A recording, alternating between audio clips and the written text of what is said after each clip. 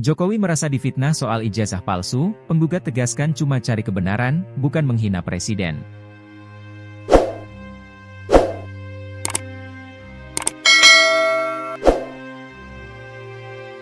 Joko Widodo memastikan akan menggugat balik para penggugat yang menuduh ijazahnya palsu.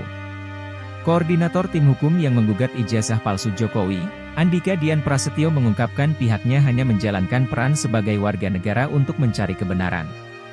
Dalam rangka gugatan ini kami hanya menjalankan peran sebagai warga negara yang baik, ungkapnya saat dihubungi Kamis, 17 April 2025. Dirinya merasa tak ada unsur pencemaran nama baik Presiden ke-7 tersebut. Sebab, ia hanya ingin masing-masing membuktikan apa yang diyakininya sebagai sebuah kebenaran. Ya kalau ini kan gugatan. Kami tidak merasa menghina mencemarkan nama baik beliau. Kami sifatnya gugatan perdata saling membuktikan, jelasnya. Andika tak menampik akan adanya perdebatan di persidangan. Pasalnya, masing-masing pihak mengantongi sejumlah bukti yang menguatkan argumen. Menunjukkan ijazah, menjawab klarifikasi pihak yang menerbitkan, yang mengaku memverifikasi ijazah. Tentu di situ ada perdebatan tanya jawab dan lain sebagainya, terangnya. Gugatan yang dilayangkan tersebut tak bisa diartikan sebagai sebuah penghinaan.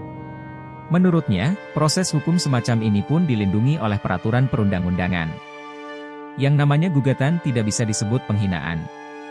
Kita warga negara Indonesia. Katanya Indonesia negara hukum. Kalau Indonesia negara hukum dijamin undang-undang. Pasal 1 ayat 3 BUD 1945, jelasnya.